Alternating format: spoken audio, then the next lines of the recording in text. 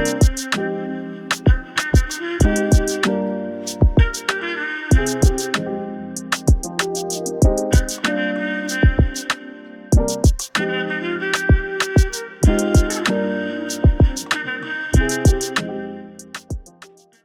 everyone. This is Tim Ney, CEO of Catholic Charities, San Bernardino, Riverside counties, and we're real excited today to be here with you, but also Agustin Avantes. Augustine, good morning.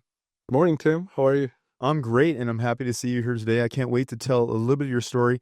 Everybody has a journey, and I think all those journeys are interesting. So we'd like to share a little bit about our staff members, our team members, and their journey. And I think, Augustine, we're going to hear about your journey here. Very, very interesting. So tell us, first, let's start with Augustine. Where were you born? Hey, Tim. Well, pleasure to be here with you guys. I was born in Mexico City. What? Not exactly Mexico City, right? Can you tell us about that? Well, yeah, it was quite interesting story. I was born back in 1985, dating myself a little, but that's when a major earthquake hit in Mexico City. So my mom was actually moved from a hospital to another hospital because a lot of the hospitals collapsed around that time. And no joke on the hospitals collapsing, but you guys should just know if you're listening and watching now, lightning crashed and there was an earthquake when this man was born. And I see that with kind of a joking thing, but also from a serious standpoint too, because he's simply a mover and a shaker when it comes to his work ethic and the things that he's accomplishing here in the organization. But let's go back to that journey. So you're in Mexico City or thereabouts. You're born, and tell us a story from there. And feel free to share some of the details because I think it's a great journey. Yeah, well, it was an interesting journey, and again, coming back from a country that it's seen as a third world country. There was a lot of challenges that we're privileged to be in this great nation with opportunities, but that's something that in my journey that wasn't something for us, for my family, for my mom, for us to think about. My journey didn't start with thinking about school or thinking about, owning a car or owning a home. My journey was more about thinking if we were going to have a meal the next day, if we were going to have safety the next day. So that's what, drew us to take a leap of faith at a early age and time. And it's a scary thing being hungry. I like to say that hunger doesn't discriminate.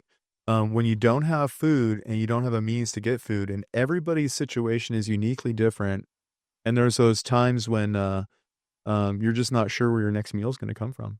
So you've experienced that firsthand. Definitely. And again, and that's something that shaped who I am as a person and just the willingness to be able to help those in need. And so, tell me more about when your family came to the U.S. and that decision and that struggle in of itself. Well, it started with, again, my mom really speaking to me in regards to, like many immigrants that have taken that journey, what was going to be the next step for our family. My dad was already here and my sister was already here.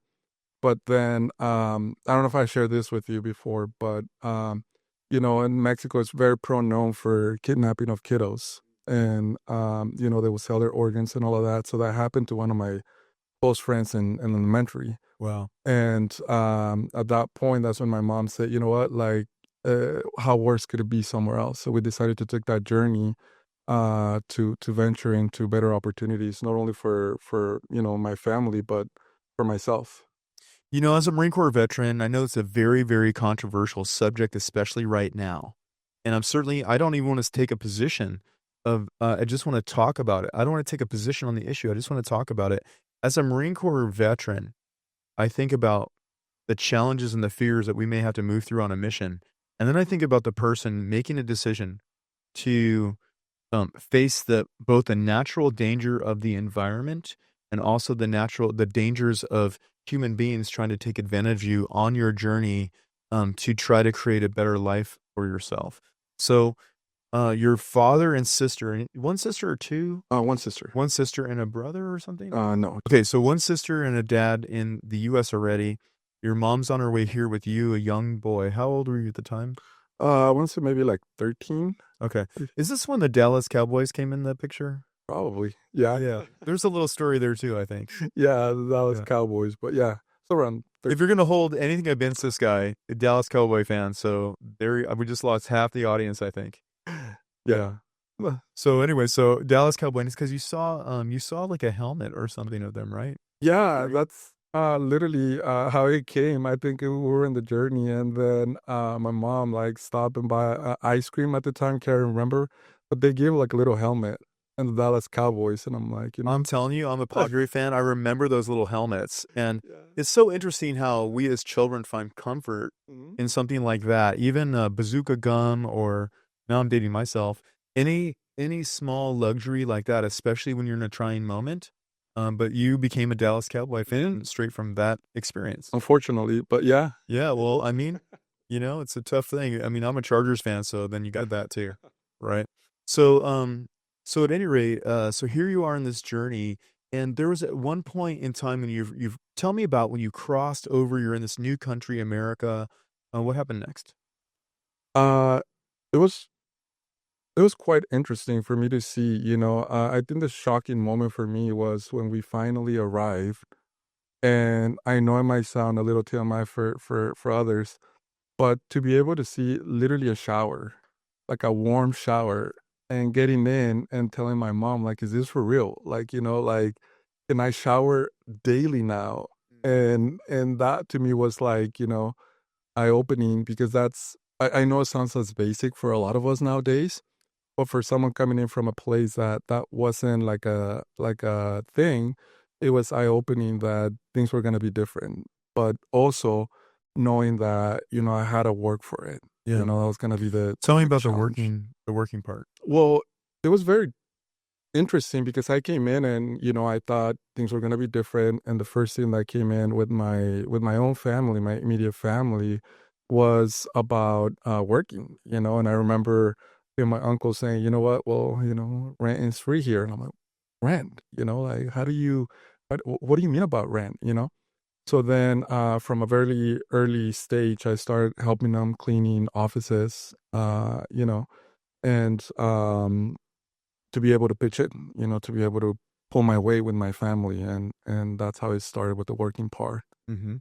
And I don't wanna fast forward, pause me if we go too fast, but, you then are in school, in high school. Where's high school at? Okay. Salinas, California. Salinas, and what was it like going to high school? You're obviously you have to learn English. Yeah, and it was quite interesting because, again, Salinas is a small little agricultural farm, Northern California. Most people actually, speak, Spanish everywhere you go. Like, you go to the store, you go to the bank, anywhere you go, they speak Spanish, so there wasn't a huge need for it. But it was quite interesting. But one of my English professor, Mr. Hernandez, I remember his name. He was like, "No, there's something special about you." He saw something in me that I didn't see in myself. I remember Mr. Hernandez and Mr. Marquez. Both of them, they're like, "No, you have to do something else." So they actually pulled me back a year and got me out of ESL classes into regular, classes, but that pulled me away from all my friends. I love it because there's always, I think a lot of us when we reflect, or hopefully when we reflect, there's some person that came for you, some hero, some person that redirected your journey. In my case, I would say that would be my swim water polo coach, Mike Mhm. Smith, who I'm still in touch with today, 7-time triathlete, Iron Mike, and of course my father. Two stable rocks in my life that helped me on my journey, and it sounds like you had some of that as well. Definitely, I call them little, not little, but I call them angels in my life that has shaped me as to who I am. Again, Mr. Hernandez, Mr. Marquez, and then my counselor, Mr. Jimenez. He was instrumental for me to push me to, pursue even higher education. And my Angels were a little rough, by the way. My dad was a 33 years Marine Corps, Marine Corps veteran, and Mike Smith, 7-time Ironman triathlete. So my Angels were a little tough, actually. I think they may have been tough on you too. So, Yeah. because what I know about you is then you attended UCR, Yes. University of Riverside, and tell us more about that. Well, again, going back to Mr. Jimenez, like, I did, sports. I did, Soccer player? soccer player, Yeah, that's right. cross country, track and field, and, I was pretty good when it came to my academics. top 25 in my class. So Mr. Jimenez, he's all like, "What's the next step?" He was always asking me, "What's the next step?" And to me, it was like, I don't know, go work in the fields, like that's what most of my friends were doing, and probably going into a empaque, as we call it, like a packing place. That was the next step aside from working in the fields. Um, so he's like, no, I didn't know about financial aid. I didn't know about, grants. I didn't know any of that. So he's the one that pushed me. And back in the day, they used to give you, I don't know, what was it, like 4 universities that you can apply for free? Okay. Yeah. And he actually paid for me to apply for more universities. So ended up applying for several UC campuses, and UCR was the one that. So you're at UCR, and I know that you majored in what exactly? Well, I started as a business major, Okay. Okay. and then it switched, and then I ended up majoring in sociology and law. Got it. And then became an MSW. Yes, That's right. So fantastic. So master's degree. So you literally went from earthquake striking, happening earthquake in Mexico City, Mhm. traveling this amazing journey all the way up, and now MSW master's degree, and UCR graduate. Fantastic. And now program director for Catholic Charities San Bernardino. Tell us about what gets you excited, passionate about serving your community. I think it starts, to be honest, with my faith and my values. My faith and personal values, they line up all the way from beginning to end. That's something that was embedded for me since an early age from my mom, um, about, always believing in what you want and trying to help those that are in need. When it comes to need, I think we'll experience different needs within our lives. And for me, it's just this, the sun rises up every morning for all of us. But in the values that were embedded for me from an early age, my faith has been a huge component to be able to help those in our community. I love that. And so you're here as a program director, you're motivated, passionate. Tell us, like, what are you excited that we're doing as an organization and your efforts as it relates to that? I'm extremely excited about the opportunity to reshape our programs. That's something that I'm extremely excited. We have talked about the next chapter of Catholic Charities, and I'm extremely passionate about being a part of it to be able to, not only develop programs, but to be able to implement them. Right. We have talked about, stopping the bleeding, but how do we do so, by treating the wound? Right. Um, Yeah, so, we need to address the symptoms for sure, but mm, we need to go to the root cause of issues, and I think you completely understand that. I love that.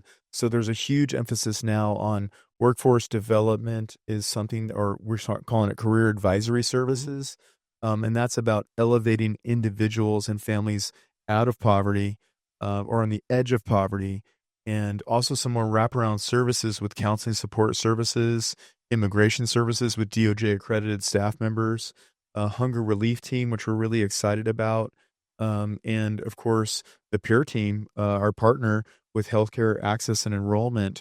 Of those programs and services, we're offering them. And can you tell us more about locations? Oh yeah, definitely. Well, we're gonna be offering them across all of our locations, both in Riverside and San Bernardino County through our strategic located offices.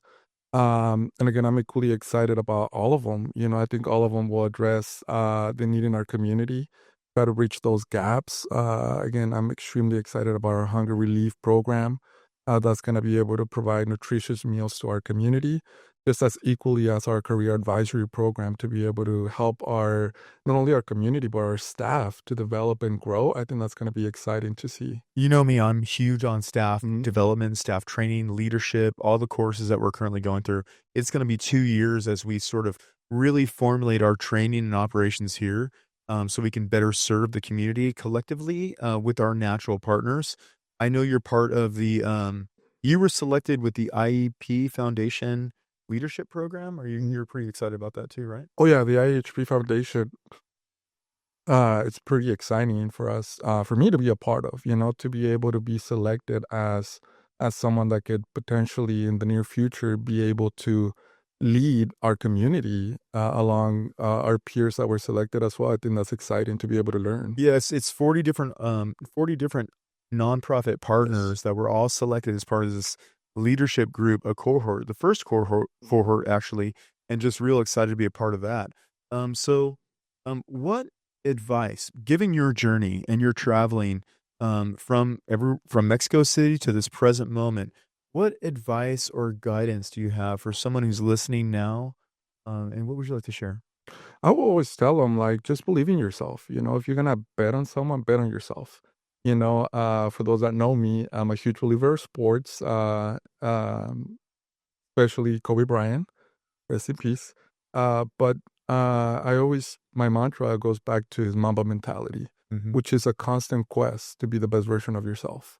And that's something that gets me up in the morning. And, it's a battle against me and myself and just, keep pushing forward. So There's something else that gets you up in the morning. We cannot have this, interview session without talking about someone special. definitely Theo, my little guy, he's a person that gets me up every morning and, pushes me. And even those moments when I just like, I'm just tired, I just wanna rest and it's no, that guy just gets me through everything. He's my little guy, my little man. Yeah, so there's like for me, I was also a single father for some time, and so the beacon of hope, right? Being a single dad, having those kids is so motivating, to have that. So you got Geo, and then you got this great, location, Catholic Charities, where you can bring your passion and make real change in the community. So thank you, Augustine. I hope everyone enjoyed hearing this journey with me today as much as I hope they enjoyed it as much as I did. Thank you. Thank you for having me. Yeah, so everyone, if you're listening and watching now, please smash that like and that share button. Get us out there as far as liking and sharing. Thank you for watching and listening, and God bless. Thank you.